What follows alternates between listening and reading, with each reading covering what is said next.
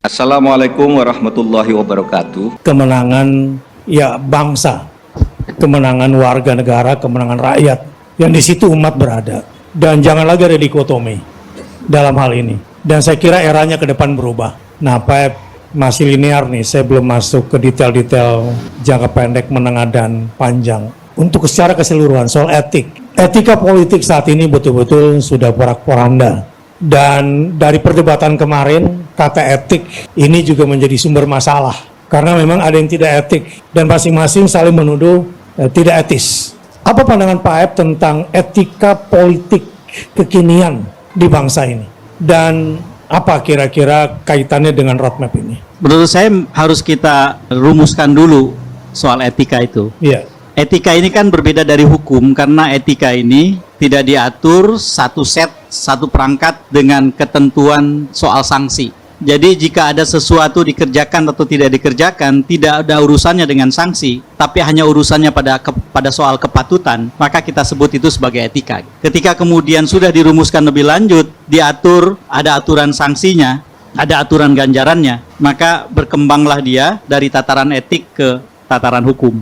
Dia menjadi aturan hukum. Nah, yang menarik adalah setiap bangsa yang bisa menjaga etikanya itu harus selalu memiliki kepemimpinan yang punya nilai keteladanan. Ketika kepemimpinan yang punya keteladanan itu tidak ada, etika tidak mungkin hidup. Karena sebetulnya etika itu terjaga oleh perilaku yang dilihat orang. Dan ketika perilaku yang dilihat orang itu dipertontonkan pada panggung yang terbesar, maka semua orang di seluruh tempat atau bangsa itu seperti dipandu tentang apa yang patut dan tidak patut.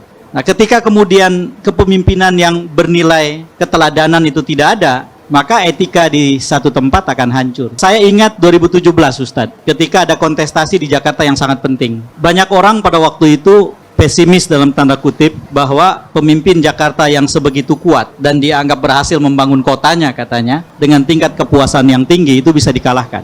Ternyata ketika saya masih ingat itu, survei pertama diadakan, itu lumayan jauh jaraknya dengan pilkadanya 2017, saya ingat itu 2016 bulan Januari, kami sudah melakukan survei yang pertama. Lalu kemudian apa yang ditemukan? Ternyata ada 3 lubang besar di Jakarta, yang kalau kemudian orang garap itu secara serius, ini persoalan serius dalam kepemimpinan. Nomor 1, pemimpin di Jakarta tidak layak diteladani, menurut survei ini, Januari 2016. Terus yang kedua, pemimpin di Jakarta tidak mempersatukan, tetapi cenderung memecah belah. Terus kemudian yang ketiga, pemimpin di Jakarta tidak punya pemihakan yang tegas terhadap orang kecil dan orang yang terkorbankan di kota Jakarta. Itulah 3 hal yang kami temukan. Lalu kemudian di survei-survei berikutnya hal itu didalami. Maka ketika kemudian harus dicari kandidat dan bagaimana kandidat itu tampil, yang pertama sangat penting itu adalah tidak boleh keadaan seperti ini dilawan dengan pencitraan. Karena kalau kita cuma menampilkan pemimpin yang dicitrakan baik, ini nggak cocok. Nanti mungkin tahun pertama, kedua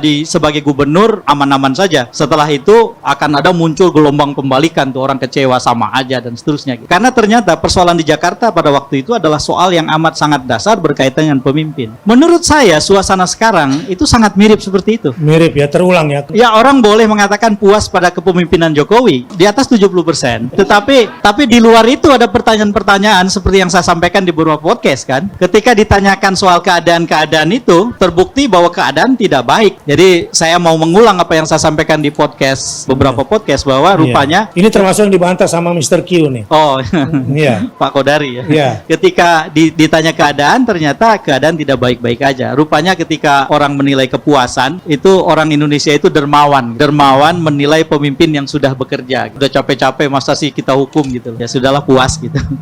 Tetapi ya memang dari sisi ukuran tertentu, data agregat tertentu ada pencapaian yang bersangkutan. Tapi dalam soal-soal mendasar gagal gitu. Tetapi kegagalan yang terbesar menurut saya kemudian adalah kegagalan menyangkut etika. Pak Jokowi adalah presiden yang berusaha menampilkan dirinya berbeda dari pemimpin-pemimpin yang lain dengan tampil secara bersahaja dan mendekatkan dirinya sehingga tidak ada jarak dengan orang lain. Jokowi adalah kita, itulah dulu tagline-nya antara lain. Tetapi kemudian Pak Jokowi berkhianat pada kita. Jadi bukan hanya berkhianat pada PD Perjuangan dan Bu Mega, pengkhianatan yang lebih besar dari Pak Jokowi menurut saya adalah kepada kita. Karena ternyata nilai-nilai keteladanan yang harusnya melekat pada kepemimpinan di ujung terbongkar nggak nggak ada gitu. Pakai bahasa kayak apapun, menurut saya keluarnya keputusan MK 90 tahun 2023 yang melibatkan 3 orang yang amat sangat berkaitan satu dengan yang lain, ayah, anak, dan paman, itu sudah menunjukkan praktek nepotisme yang tidak bisa ditutup-tutupi gitu.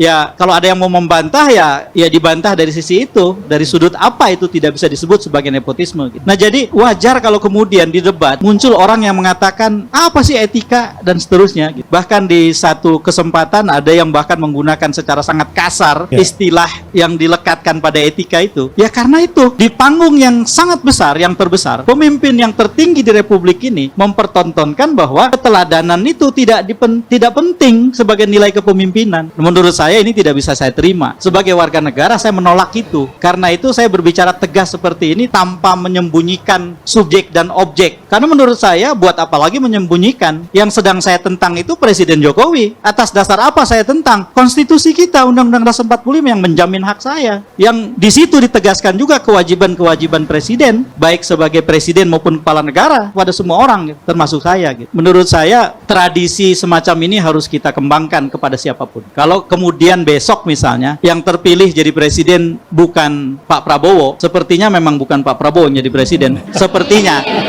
Ini sepertinya ya.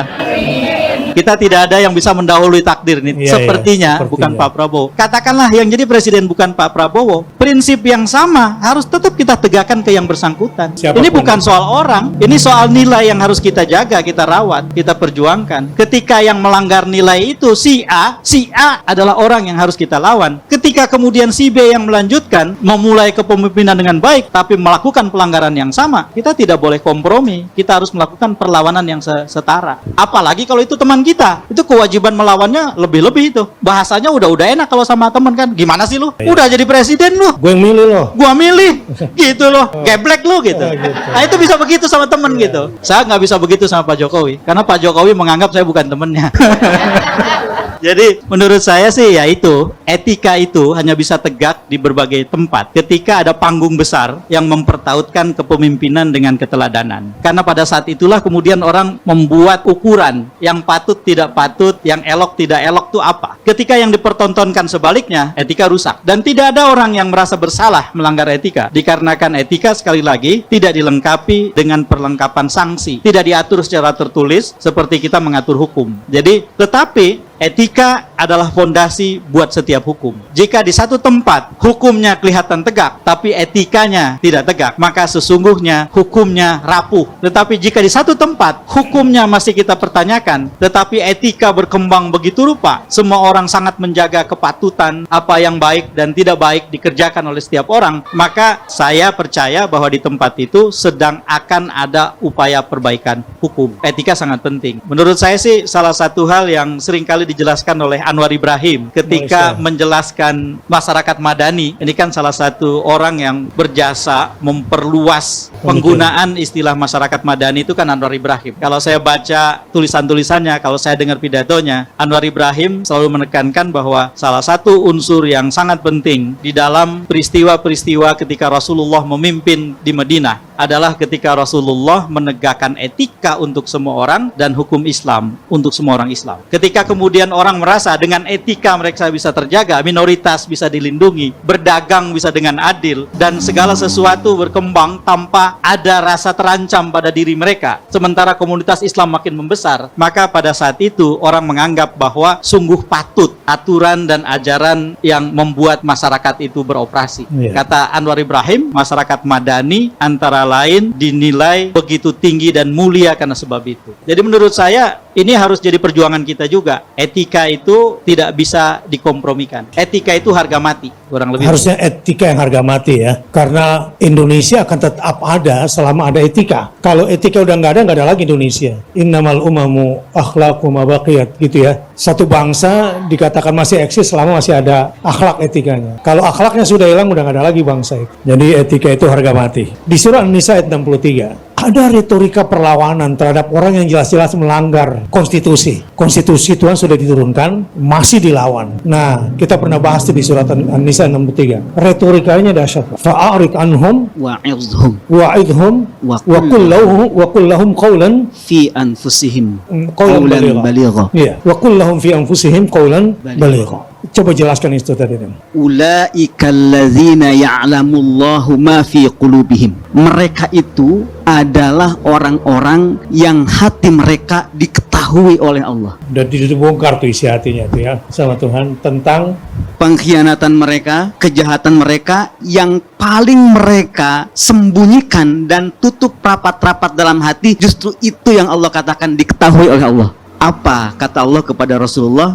Pertama, fa'arid anhum, maka berpalinglah dari mereka. ya, boleh lagi berpura-pura manis di hadapan dia ya. Betul. Atas nama politik. Atas nama politik, atas nama apapun, tidak boleh lagi berinteraksi dengan mereka dengan menampilkan wajah yang seolah-olah mendukung mereka. Fa'arid anhum, i'rad, berpaling. Ini Nggak boleh pura-pura manis sehingga dia merasa benar dengan perbuatannya. Nggak boleh ada puji-puji sehingga dia merasa nggak ada yang salah dengan kita. Yang kedua, wa'izhum, berikanlah nasihat kepada mereka. Ini wajib nih, menasihati mereka nih wajib. Karena perintahnya. Nasihat itu seperti apa sih? Nasihat itu mungkin menyakitkan. Ya biar mereka sakit dengan nasihat itu. Nasihat itu menyakitkan bagi orang yang tidak mau dinasehati. Karena kan nasihat itu ibarat menjahit, Ustaz. Jadi khata, makna nasihat itu khata menjahit. Jadi orang yang dijahit itu kan digunting dulu, Baru dijahit pakai jarum gitu. Kalau yang nggak nerima, ya pasti dia akan sakit. Wa'izhum, mau'idhah itu memberikan nasihat plus ancaman. Mau'idhah. Yang ketiga, wa qul lahum fi anfusihim qawlan baligha, ay wa qul lahum qawlan balighan fi anfusihim. Katakan kepada mereka kata-kata yang sampai ke dalam hati mereka, menggunakan retorika. Jadi baligha itu balaghah dalam bahasa Al-Qur'an, bahasa Arab itu balaghah artinya menggunakan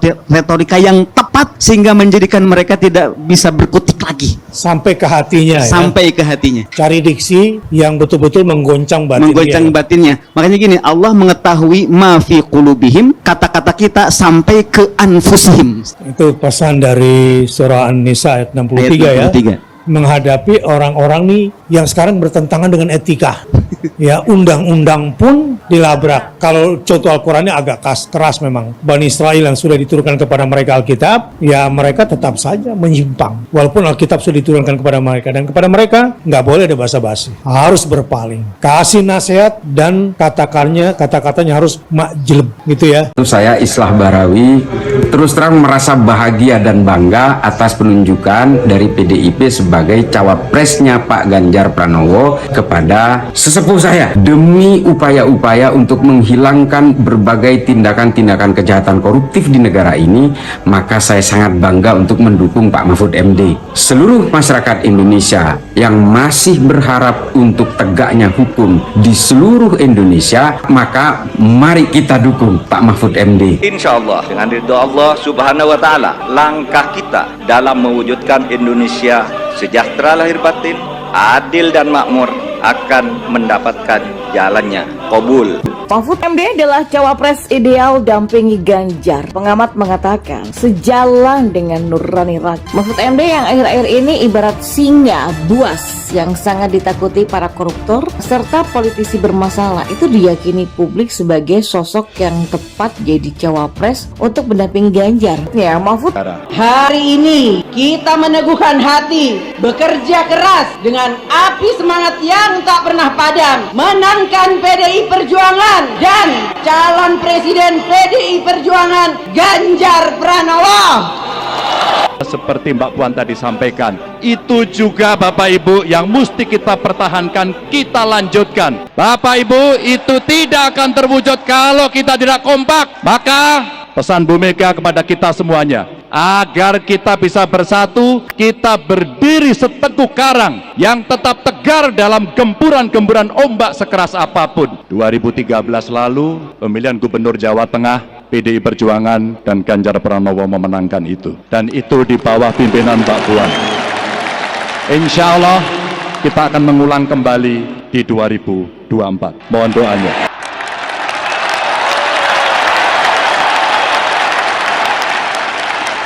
Semoga Allah senantiasa menuntun kita di jalan yang diridhoinya. Aku qouli hadza, astaghfirullah li wa lakum. Wassalamualaikum warahmatullahi wabarakatuh.